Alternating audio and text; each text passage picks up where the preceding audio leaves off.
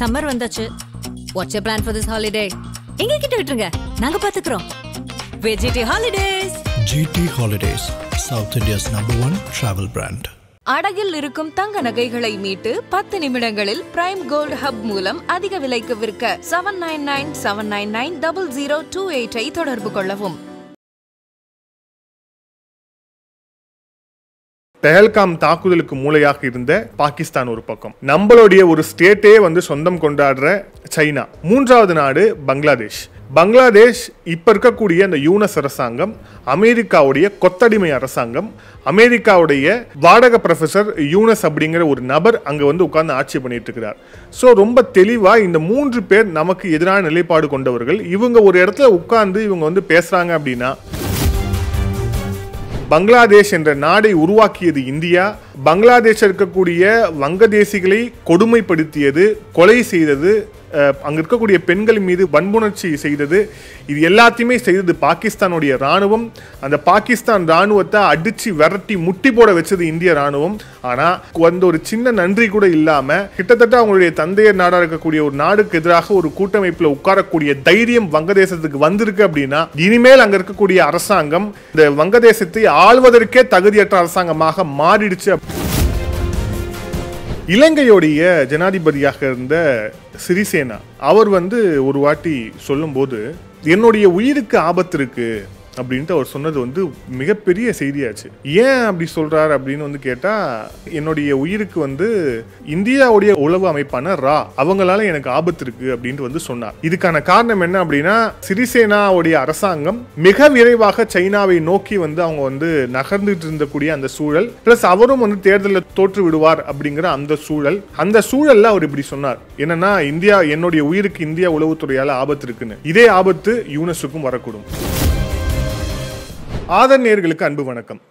நம்மளுடைய டிஃபென்ஸ் எக்ஸ்பர்ட்ஸ்லேருந்து குறிப்பாக நம்மளுடைய அதிகாரிகள், முப்படை தளபதியாக இருந்த பிபின் ராவத் அவர்கள், நர்வானே அவர்கள் உள்ளிட்டவர்கள்லாம் தொடர்ச்சியாக வந்து சொல்லிட்டு இருந்த விஷயம் என்ன அப்படின்னா, இந்தியாவுக்கு எதிராக ஒரு 2.5 வார் அப்படின்ட்டு வந்து சொல்லிகிட்டே இருந்தாங்க. ஒன்று சைனா, இன்னொன்று பாகிஸ்தான், இன்னொன்று இந்தியாவுக்குள்ளே இருக்கக்கூடிய இந்த இன்சர்ஜென்சியை அவங்க யூஸ் பண்ணுவாங்க அப்படின்ட்டு வந்து அவங்க சொல்லியிருந்தாங்க. ஆனால் இப்போ வந்துட்டு இருக்கக்கூடிய தெளிவான மெசேஜ் அப்படிங்கிறது, இது ஒரு 3 ஃப்ரண்ட் வாராக வந்து போவதற்கான வாய்ப்பு ஏற்பட்டிருக்கிறது அப்படிங்கிறத ரொம்ப தெளிவாக வந்து இப்போ வந்துட்டு இருக்கக்கூடிய செய்திகள் உணர்த்துது. அது என்ன அப்படின்னு வந்து நம்ம தெளிவாக பார்ப்போம். இந்தியா இந்த ஆப்ரேஷன் சிந்தூரை மிக வலிமையாக முன்னெடுத்த பிறகு, குறிப்பாக இந்தியாவுடைய இந்த போரில் இந்தியா செய்த விஷயங்கள் என்ன, குறிப்பாக எவ்வித பெரிய பாதிப்புகளும் இல்லாமல் ஒரு நாடை வந்து மண்டியிட வச்சது அப்படிங்கிறத உலக நாடுகள், குறிப்பாக சர்வதேச சக்திகள் இந்தியாவை ஒரு த்ரெட்டாக வந்து பார்க்குறாங்க. அதில் வந்து டவுட்டே கிடையாது. அமெரிக்கா நமக்கு எதிராக செய்யக்கூடிய அந்த காய் நகர்த்தல், சைனா நமக்கு ஏற்கனவே எதிராக செய்து வந்திருந்த தொடர்ச்சியாக செய்யக்கூடிய காய் நகர்த்தல்கள், துருக்கி உள்ளிட்டவர்கள்லாம் இப்போ வந்து சவுண்ட் விடுறது உள்ளிட்ட விஷயங்கள் எல்லாமே வந்து எதை உணர்த்துது அப்படின்னா, மிக நிச்சயமாக நமக்கு வந்து ஒரு த்ரெட்டை வந்து நம்மளை வந்து ஒரு த்ரெட்டாக வந்து இந்த பெரிய பெரிய நாடுகள், குறிப்பாக இந்த சூப்பர் பவர்னு சொல்லக்கூடிய நாடுகள் பார்க்க ஆரம்பிச்சிட்டாங்க அப்படின்னு தெளிவாக தெரியுது. அதில் நம்மளுடைய நண்பன் ரஷ்யா வந்து கிடையாது. அதில் இப்போது ரொம்ப தெளிவாக வந்து ஒரு விஷயம் நடந்திருக்கு. இது வந்து இந்தியாவுக்கு எந்த அளவுக்கான ஒரு த்ரெட்டாக இது வந்து வரும் காலத்தில் இருக்கும் அப்படிங்கிறதுக்கான தெளிவான சிக்னல் வந்தாச்சு. இதில் ஒரு மீட்டிங் நடக்குது. ஜூன் 19ஆம் தேதி சைனாவில் இருக்கக்கூடிய குன்மிங் அப்படிங்கிற ஒரு பகுதியில் ஒரு மீட்டிங் நடக்குது. 3 நாடுகளை சேர்ந்த அதிகாரிகள் அந்த மீட்டிங்கில் உட்கார்றாங்க. ஒருவர் பங்களாதேஷோடைய ஃபாரின் செக்ரட்டரி ரகுல் அலாம் சித்திகி, சைனாவுடைய சன் வெல்டன் அப்படிங்கிற ஒருவர், பாகிஸ்தான்லேருந்து இம்ரான் அகமது சித்திகி, 3 பேர் உட்கார்ந்து பேசுகிறாங்க. இந்த 3 பேர் உட்கார்ந்து பேசுகிறதுல டிஃபென்ஸு, அதுக்கப்புறம் வந்து ரீஜனல் இஷ்யூஸு, இது எல்லாத்தையுமே வந்து அட்ரஸ் பண்ணி பேசுகிறாங்க. அதுக்கப்புறம் வந்து என்ன பேசுகிறோம் அப்படிங்கிற போது, நாங்கள் வந்து இந்த வர்த்தக ரீதியாக, வணிக ரீதியாக நிறைய விஷயங்களை வந்து கூட்டமைப்பை வந்து உருவாக்கணும், எங்களுக்குள்ளே இருக்கக்கூடிய ஒத்துழைப்பை இன்னும் அதிகப்படுத்தணும் அப்படின்ட்டு வெளிப்படையாக ஒரு பேசுகிறாங்க. ஆனால் இதுக்குள்ளுக்குள்ள ரொம்ப முக்கியமான விஷயங்கள் வந்து புதஞ்சிருக்கு. அதுவும் குறிப்பாக இந்த 3 நாடுகள் யாருன்னு நமக்கு தெரியும். ஒன்று, பெஹல்காம் தாக்குதலுக்கு மூளையாக இருந்த இந்தியாவில் தொடர்ச்சியாக தீவிரவாத தாக்குதலை செய்ய வேண்டும் செய்து முடித்த பாகிஸ்தான் ஒரு பக்கம், இன்னொரு பக்கம் சைனா. நம்மளுடைய ஒரு ஸ்டேட்டே வந்து சொந்தம் கொண்டாடுற, பொருளாதார ரீதியில் ஆசியாவில் நம்ம தான் பெரிய ஆளாக இருக்கணும், இந்தியா இருக்கக்கூடாது அப்படின்ற ஒரு தீவிர முனைப்போடு நமக்கு எதிரான காய்கள் நகர்த்தக்கூடிய ஒரு நாடு சைனா. மூன்றாவது நாடு பங்களாதேஷ். பங்களாதேஷ் இப்போ இருக்கக்கூடிய அந்த யூனஸ் அரசாங்கம் அமெரிக்காவுடைய கொத்தடிமை அரசாங்கம். அமெரிக்காவுடைய வாடகை ப்ரொஃபஸர் யூனஸ் அப்படிங்கிற ஒரு நபர் அங்கே வந்து உட்கார்ந்து ஆட்சி பண்ணிட்டு இருக்கிறார். ஸோ ரொம்ப தெளிவாக இந்த 3 பேர் நமக்கு எதிரான நிலைப்பாடு கொண்டவர்கள். இவங்க ஒரு இடத்துல உட்கார்ந்து இவங்க வந்து பேசுகிறாங்க அப்படின்னா மிக நிச்சயமாக இது என்ன மாதிரியான ஒரு டாக்காக இருக்கும் அப்படிங்கிறது மிக வெளிப்படையான ஒன்று. சரி, இப்போ இவங்க என்ன பேசியிருப்பாங்க, இந்தியாவுக்கு எதிராக இவங்களால் என்ன செய்ய முடியும், என்ன பேசியிருப்பாங்க அப்படிங்கிற விஷயம் வந்து பொது வழியில் வராமல் இருந்துச்சு. ஆனால் இப்போ அதுவும் வந்தாச்சு. பாகிஸ்தானுடைய டிஃபென்ஸ் மினிஸ்டர் கவாஜா அவர் வந்து பாகிஸ்தானோட எதிரிகள் பாகிஸ்தானுக்கு என்ன விஷயத்துலலாம் சூனியம் வைக்கணும்னு நினைக்கிறாங்களோ இதை அவரே வச்சுருவார். இப்போ அவர் என்ன சொல்லியிருக்காரு அப்படின்னா, ஆப்ரேஷன் சிந்தூர் நேரத்தில் சைனா எங்களுக்கு முக்கியமான உளவு தகவல்களை பகிர்ந்தது. அதுவும் குறிப்பாக இந்தியாவுடைய அந்த ஆர்மி மூமெண்ட்ஸ், சேட்டலைட் இமேஜரிஸ், அப்புறம் இந்தியாவுடைய ஏர் டிஃபென்ஸ் சிஸ்டம், இந்தியாவுடைய வான் பாதுகாப்பு சாதனங்கள் எந்தெந்த இடத்துல இருந்தது உள்ளிட்ட பல்வேறு விஷயங்களை சைனா எங்ககிட்ட பகிர்ந்தாங்க அப்படின்ட்டு வந்து அம்பலப்படுத்தி போட்டு உடைச்சிட்டார். சைனா என்கிற நாடு குறிப்பாக 2 நாடுகளுக்கும் வந்து ஒரு போர் நடந்துகிட்டு இருக்கக்கூடிய ஒரு சூழல் இருக்குது அப்படின்னா, ஒரு நாடுக்கு இன்னொரு நாடு போய் ஹெல்ப் பண்ணுறாங்க அந்த போரில் அப்படின்னா மிக நிச்சயமாக அது வந்து டூ ஃப்ரண்ட் வார். அதாவது வந்து ஒரு நாடு 2 நாடு சேர்ந்து ஒரு நாடை அடிக்கிறாங்க அப்படிங்கிற அந்த ஒரு விஷயம் தான் வரும். ஃபார் எக்ஸாம்பிள் இப்போ ஈரானில் நடந்தது. ஈரானுக்கும் இஸ்ரேலுக்கும் மட்டும்தான் நடந்ததா அப்படின்னா கிடையாது. ஈரான் ஒரு பக்கம், இஸ்ரேல் அமெரிக்கா இன்னொரு பக்கம். இதை இப்படி தான் நம்ம வந்து எடுத்துக்கணும். ஏன்னா இது வந்து அமெரிக்கா நேரடியாக தாக்குதல் நடத்துச்சு அப்படிங்கிறதால மட்டும் கிடையாது. அமெரிக்கா பல்வேறு விஷயங்களில் வந்து உதவி இருக்குது. அதை வந்து இஸ்ரேலுடைய பிரதமர் பெஞ்சமின் நெத்தன்யாகுவே அந்த ஆப்ரேஷன் ரைசிங் லயனுடைய அந்த ஃபஸ்ட்டு வீடியோவில் அவரே வந்து நன்றி சொல்கிறார் ட்ரம்ப்புக்கு. ஸோ இது வந்து ஒரு 2 நாடுகள் சேர்ந்து ஒரு நாடை வந்து அடித்த ஒரு விஷயம் வந்து இப்போ ரொம்ப ரீசெண்டாக பார்த்தோம். கிட்டத்தட்ட ஆப்ரேஷன் சிந்தூரும் அப்படித்தான் நடந்தது அப்படிங்கிறத இப்போ வந்து பாகிஸ்தான் டிஃபென்ஸ் மினிஸ்டர் உறுதிப்படுத்திட்டார். சைனா அண்ட் பாகிஸ்தான் 2 நாடுகளும் சேர்ந்து தான் இந்த ஆப்ரேஷன் சிந்தூரில் இந்தியாவுக்கு எதிரான விஷயங்களை செஞ்சுருக்கிறாங்க.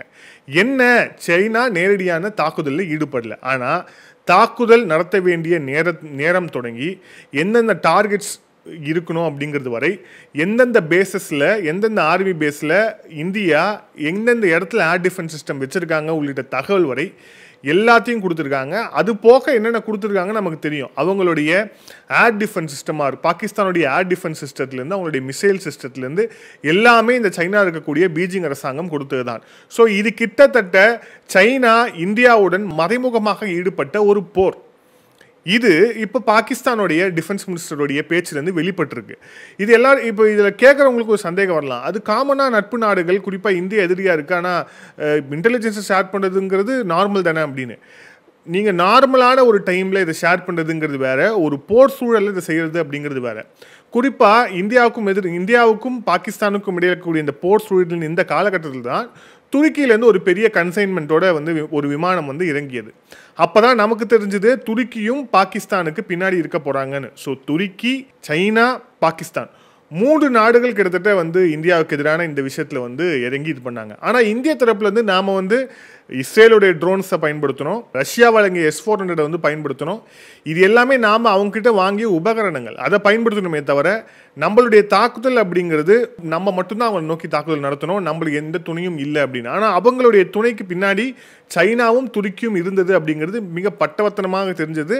சைனா எந்த அளவுக்கு இருந்திருக்காங்க அப்படிங்கிறத இப்போ பாகிஸ்தானோட டிஃபென்ஸ் மினிஸ்டர் போட்டு வந்து உடைச்சிட்டார். ஆனால் இன்னும் யோசிச்சு பாருங்க, இந்த நாடுகளோட உதவி இருந்தும் கூட பாகிஸ்தானால இந்தியாவை எதுவும் செய்ய முடியல அப்படின்னா நம்மளுடைய டிஃபென்ஸ் எந்த அளவுக்கு ஸ்ட்ராங்காக இருக்குது அப்படிங்கிறத தான் பார்க்கணும். குறிப்பாக அவங்க அனுப்பிய அந்த டார்கெட்ஸ் எதுவுமே நம்மளை வந்து ரீச் பண்ணலை.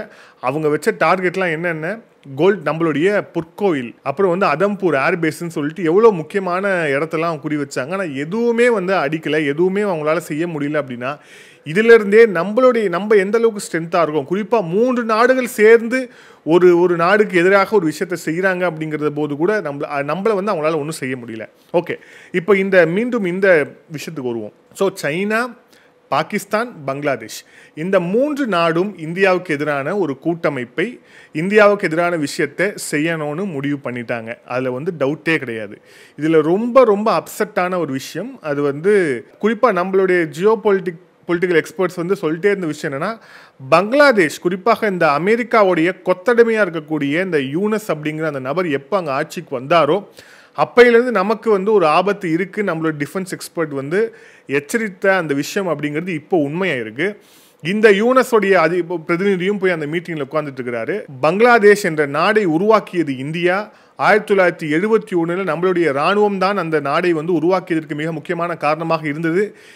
இந்த பங்களாதேஷ் இருக்கக்கூடிய வங்கதேசிகளை கொடுமைப்படுத்தியது, கொலை செய்தது, அங்கே இருக்கக்கூடிய பெண்கள் மீது வன்புணர்ச்சி செய்தது, இது எல்லாத்தையுமே செய்தது பாகிஸ்தானுடைய இராணுவம். அந்த பாகிஸ்தான் இராணுவத்தை அடித்து விரட்டி முட்டி போட வச்சது இந்திய இராணுவம். இது எல்லாத்தையுமே எதற்காக செஞ்சோம்? பங்களாதேஷ் அப்படிங்கிற ஒரு நாடு உருவாகணும், இந்த பிராந்தியத்தில் ஒரு அமைதி ஏற்படணும்னு அப்போ இருந்த இந்திரா காந்தி தலைமையிலான அரசாங்கம், இந்திய அரசாங்கம் செய்து கொடுத்தது.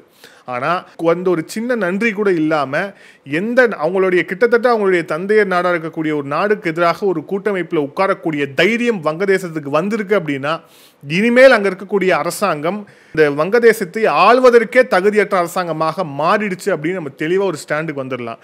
இப்போ இந்தியா எங்கே கொந்தளிக்க போகுது, இந்தியா நம்மளை என்ன செஞ்சிட போகுதுன்னு உடனடியாக பயந்த யூனஸ் இப்போ என்ன பண்ணுறாரு அப்படின்னா, அவருடைய ஃபாரின் அஃபேர்ஸ் அட்வைசர் யூனஸ் போட்டிருக்காரு. அவர் பேர் என்ன அப்படின்னா தோஹித் ஆசன் அப்படிங்கிற ஒருவர். அவர் இப்போ என்ன சொல்கிறாருன்னா, we are not forming any alliance, நாங்கள் இந்த எந்த ஒரு கூட்டணியும் நாங்கள்லாம் உருவாக்கலை, அதுவும் குறிப்பாக இந்தியாவுக்கு எதிராக நாங்கள் எந்த ஒரு கூட்டணியும் உருவாக்கலை. இது எப்படின்னா எங்கள் அப்பன் குதிரைக்குள்ளே இல்லைன்னு சொல்கிற மாதிரி. நாங்கள் எந்த ஒரு கூட்டமைப்பும் உருவாக்கலை. கூட்டமைப்பு உருவாக்கலைன்னா 3 நாடும் உட்கார்ந்து அங்கே பேச வேண்டிய தேவை என்ன? அதுக்கப்புறம் அது மட்டும் இல்லாமல் ஜூன் 19 நடந்த ஒரு விஷயத்துக்கு நேற்று நீங்கள் விளக்கம் கொடுக்க வேண்டிய அவசியம் என்ன? இது சம்பந்தமான விஷயம் இந்திய அரசாங்கத்துக்கு தெரிஞ்சிருக்கு. இது அடுத்தடுத்து எப்படி நகரும் அப்படிங்கிற அந்த பயம் அங்கே இருக்குது. அதனால இப்போ வங்கதேசத்துடைய இந்த யூனஸோடைய ஒரு பிரதிநிதி ஓடி ஐயோ நாங்கள் அந்த மாதிரிலாம் எதுவும் பண்ணலைங்க, நாங்கள் அந்த மாதிரிலாம் எதுவும் பேசலைங்க இந்தியாவுக்கு எதிராக அப்படின்னு சொல்ல வேண்டிய தேவை இருக்குது. ஸோ ரொம்ப தெளிவாக நம்ம ஏற்கனவே பழைய காணொலி சொன்ன மாதிரி வங்கதேசம் ஈஸ்ட் பாகிஸ்தானாக மாறிவிட்டது. இனிமேல் அங்கேருந்து நாம் எந்த ஒரு நன்றியையோ எந்த ஒரு விஷயத்தையோ எதிர்பார்க்க முடியாது. மிக தெளிவாக ஆன்டி இண்டியா அப்படிங்கிற அந்த ஒரு நரேட்டிவை, அந்த ஒரு ஸ்டாண்டை நோக்கி அவங்க போயாச்சு. இனிமேல் வரக்கூடிய இந்த எஸ்கலேஷன் அப்படிங்கிறது எந்த மாதிரி இருக்கும் அப்படின்னு நம்ம பொறுத்திருந்து பார்க்கணும். குறிப்பாக வங்கதேசத்திலிருந்தும் பல விஷயங்கள் நம்மை நோக்கி வரக்கூடும் அப்படிங்கிற அந்த ஒரு த்ரெட் நம்ம கிளியராக வந்தாச்சு. இப்போது அதை முன்னிறுத்தி தான் இந்த பிரம்மபுத்திரா உள்ளிட்ட அந்த நதி சம்பந்தமான விஷயங்களில் இந்தியா மீண்டும் பேசலாம் அப்படின்னு அழைப்பு விடுத்தது எல்லாமே இதன் காரணமாகத்தான். ஆனால் இது யாருக்கு நல்லதுன்னா வங்கதேசத்துக்கு நல்லது கிடையாது. ஏன்னா இந்த சைனா என்கிற நாடை நம்பி யாருமே உருப்பட்டதா சரித்திரமே கிடையாது. ஈரான் என்ற ஒரு நாடு நம்புச்சு. இப்போ ஈரான் என்ன நிலைமையில் இருக்குன்னு உலகம் பார்த்துக்கிட்டு இருக்கு. பாகிஸ்தான் என்ற நாடு நம்புச்சு. ஆப்ரேஷன் சிந்தூரில் எந்த மாதிரி அடி வாங்கினாங்க அப்படின்னு தெரியும். இவங்க இவ்வளோ நாளாக எங்களுடைய கூட்டணியில் இருக்காங்கன்னு சொல்லிட்டு இருந்த உஸ்பெகிஸ்தான் உள்ளிட்ட நாடுகளே சைனா மதிக்கலை. ஸோ சைனாவை நம்பி போகிறது எந்த அளவுக்கு மோசமான ஒரு விளைவை ஏற்படுத்துங்கிறது வங்கதேசத்துக்கு இன்னும் தெரியலை. பாகிஸ்தானை பொறுத்தவரை அவங்களுக்கு இந்தியாவுக்கு எதிராக ஒரு பாவலாவை காமிக்கணும். குறிப்பாக உள்நாட்டில் நம்ம இந்தியாவுக்கு எதிராக பல நாடுகளே நமக்கு பின்னாடி ஒன்று திரட்டிட்டோம். அதில் ஒரு நாடு வங்கதேசம். அதை சொல்கிறதுக்கு ஆக்சுவலாக வைக்கப்படணும். வங்கதேசம் ஏதோ பெரிய தனி நாடு அப்படின்னு ஒரு காலத்தில் அது பாகிஸ்தானுடைய ஒரு பகுதியாக இருந்த ஒரு நாடு. அது இப்போ ஒரு நாடு, அந்த நாடு எங்களுக்கு பின்னாடி இருக்குன்னா இதை சொல்கிறதுக்கே வெக்கப்படணும் ஃபஸ்ட்டு பாகிஸ்தானில் இருக்கக்கூடிய இஸ்லாமாபாத் அரசாங்கம். ஆனால் அவங்களுக்கு அந்த மாதிரி வெக்கமே கிடையாது. ஸோ நமக்கு வரக்கூடிய நாட்கள் ரொம்ப கடினமாக இருக்க போகுது அப்படிங்கிறதுக்கான சிக்னல்ஸ் இது எல்லாமே தெரியுது.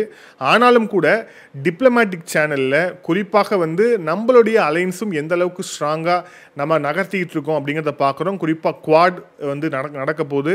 ரஷ்யா கூட நமக்கு இருக்கக்கூடிய ஒத்துழைப்பு அப்படிங்கிறது இன்னும் அதிகரிக்க போகுது. இஸ்ரேல் நமக்கு சொல்லவே தேவையில்லை, நம்மளுடைய நண்பன். ஸோ இந்தியாவும் எந்தெந்த வகையெல்லாம் இதை ஸ்ட்ராங் பண்ணோம் அப்படிங்கிற விஷயத்தை நோக்கி போயிட்டுருக்கிறாங்க. இந்த பதிவோட இறுதியாக ஒரே ஒரு விஷயம், இலங்கையோடைய ஜனாதிபதியாக இருந்த சிறிசேனா அவர் ஒரு வாட்டி சொல்லும்போது என்னுடைய உயிருக்கு ஆபத்து இருக்குது அப்படின்ட்டு அவர் சொன்னது மிகப்பெரிய செய்தியாச்சு. ஏன் அப்படி சொல்கிறார் அப்படின்னு வந்து கேட்டால், என்னுடைய உயிருக்கு வந்து இந்தியாவுடைய உளவு அமைப்பான ரா அவங்களால எனக்கு ஆபத்து இருக்குது அப்படின்ட்டு வந்து சொன்னார்.